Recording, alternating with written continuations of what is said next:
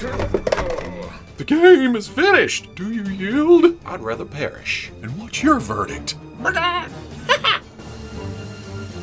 You see the size of that chicken? Okay, people, welcome back to another Fwoosh overview. Today we're going to take a quick look at the Hasbro Fortnite Victory Royale Series Cluck. I can say victory, and I can say Royale. I just can't say Victory Royale. I don't know, it doesn't go together. There's too many Y's for my hillbilly ass. But the Fortnite line continues to just randomly drop figures out of nowhere. There's no hype. There's no live streams, there's no solicitations, there's no pretty promotional shots. They just pop up to order and you grab them, they ship, you have them. While I've always said that there's something nostalgic about that, like back in the day, you just go to the store and there's a new toy. It also makes it very hard to keep track of this line. But at the same time, I'm only buying the weird and the wacky and the food related, so I don't have much to gripe about. Looking at the package, it's what we've been seeing with the Victory Royale series. Got a picture of the character, a little window with the figure poking through. You can't see much else in there. You do get the accessories pictured right here. On the back, bigger picture of the figure or render, one or the other. The accessories again, what's included, warning, small parts. I know a lot of these are food, but you shouldn't try to eat them. They're plastic. They're toys.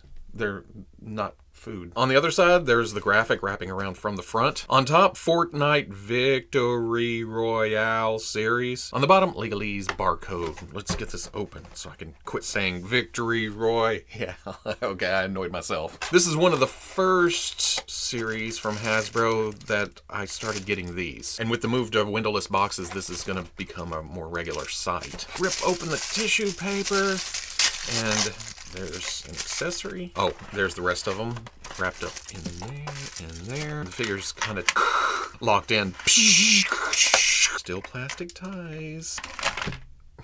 Kind of like a birthday present. What did I get? I got a backpack or back bling. Sorry, Fortnite players. And I may not know a damn thing about Fortnite, but I know what I like, and it's crazy figures. And look at this thing. It's a chicken wearing eggshell armor. The body sculpt is fairly simple, which makes it beautiful. There's no need for all kinds of ultra detail. It gets the point across. It's a chicken with feathers and more feathers, working down on the legs, and then when you get to the bare parts, it's chicken legs. It's brilliant. A little bit of asymmetry down at the legs with the pink sock coming to well, halfway up to the knee, but on this side, it's almost like a boot or a piece of armor or some kind of leather strap, something. Got the boots with some laces. I would have liked to seen some color on those, but then there's pink on this side because there's some eggshell sitting on it. That's the same at the knees, and oh, we get an Easter vibe with this stripe coming across, and that matches the sock. And come up to here, there's more stripes on the pink eggshell shoulder pads. Little extra design with the sawtooth pattern that carries on down to the eggshell crotch cover, and well, I guess ass cover too. And then also up on the helmet. It's just a cool design that here, works all the way down. Asymmetry kicks in again down here at the left thigh with the straps coming around, eggs in little holsters. Maybe there's some kind of weapons. Maybe they're more clucks. You pull it, you throw it, and then ooh, some silver on the buckles too. I always love that. Same thing on the buckles on these straps going up over, well, I guess they'd be suspenders, wouldn't they? They're holding up the eggshell shorts. Although there's two straps on the outside.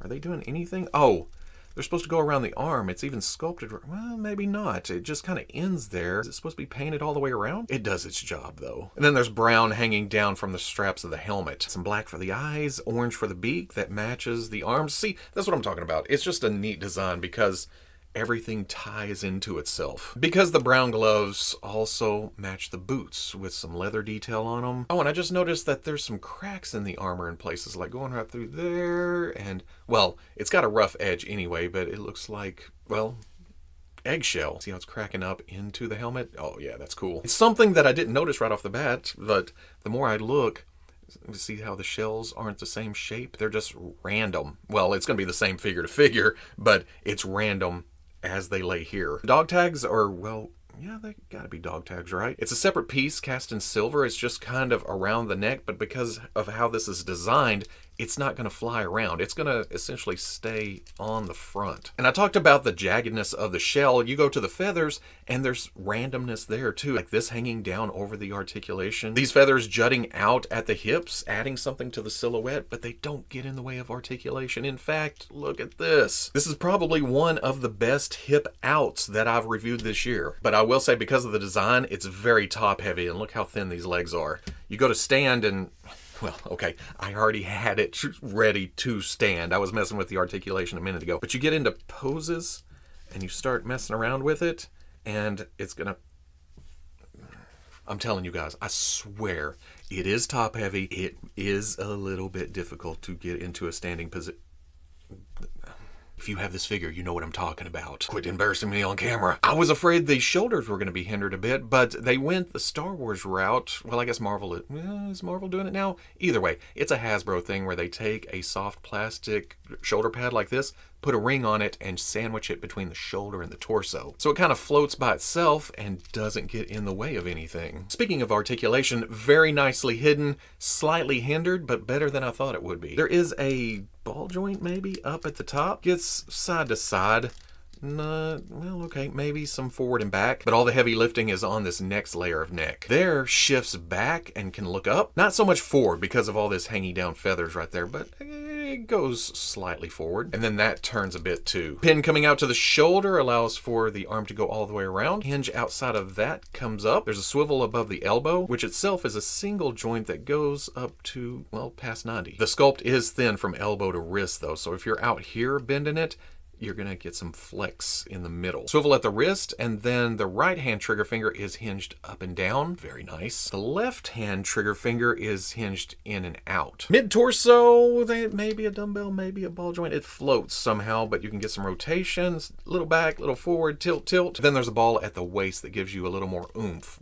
And back, and there, and there, and then some extra twisties. Ball coming out to the hip allows for this, and once again, that, better than all the Spider-Mans. Thigh swivel where the orange meets the yellow. Double knee comes up. Oh, look at that. But kick my own ass. I thought there was a swivel at the sock, and it is a separate piece, but it's glued down. On the left, though, there's a swivel there. Again, thinness all the way down to the foot. If you're grabbing here to bend, you may run into trouble right there. So bend close to the joint. I also thought there was a swivel at the boot, and again, it may be a separate piece, but it's glued in. It won't rotate. It's the same on the right. At the foot, there's a hinge that goes all the way back, forward, and then a front-facing pin for rocker. For accessories, there's this blaster. I've never seen anything like this. Most of my previous Fortnite figures, they come with a semi-realistic. You can tell it's from Fortnite, but it looks like a real-world gun. This, he went back in time. This is a dinosaur bone made into a rifle or something with a drum on bottom. And then, of course, it's brown and purple, because why wouldn't it be? Fairly flexy to the hand, so there is some,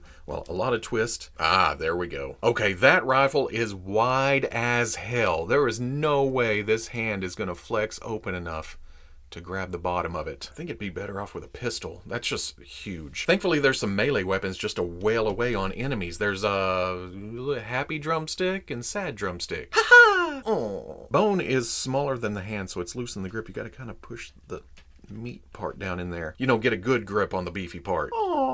I find this scarier than the gun. I do not want to be beat to death with some chicken legs. And then to finish it off is the back bling. And as always, I love silver buckles. Just a little extra effort. Plug that into the back.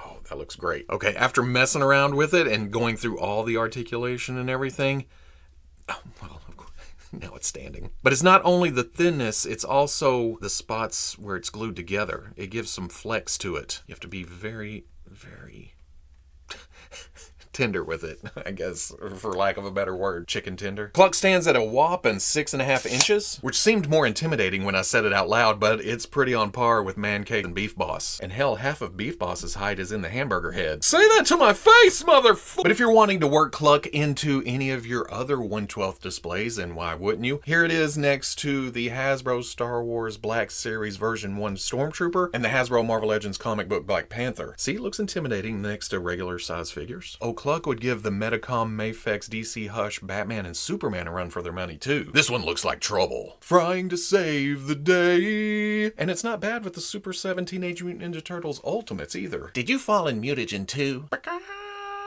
So at the end of the day, can you tell that I'm having a ball with this figure? I just can't help myself with these Fortnite designs. They are weird, they're wacky, they're strange, they're fun, because most of all, they're kick-ass action figures. Now again, as much as this figure wants to be a diva on camera like they usually are, there is stability issues. It does like to fall down, but I'm finding that it's almost... Oh, see? Right on cue. That was weird. I'm finding that it holds up a little better in action poses if you get the center of gravity down a little. If I put it into a pose where I think, oh, well, that's not going to last long, it usually doesn't. You can just watch it creep kind of... But that's the design itself. It's a top-heavy character. And I guess the separate... See? I also added the back bling to it, so that's adding way more weight. From the knee down with the separate pieces, like at the top of the sock, at the bottom of the sock, I think they did that because of the different colors. It's saved on paint apps. It added to the part count, and I guess the plastic colors, but they were already casting in pink on a couple of other things. I will admit though, if this wasn't a character that I wasn't fascinated with, that would piss me off. Let's take this off, see what happens. Something that isn't as visually interesting as a Fortnite character, you know? I'm kind of looking past the stability issues, and, well, yeah. I'm thinking with this off, it's gonna hold up a lot longer. In fact, let's just wait and see what happens.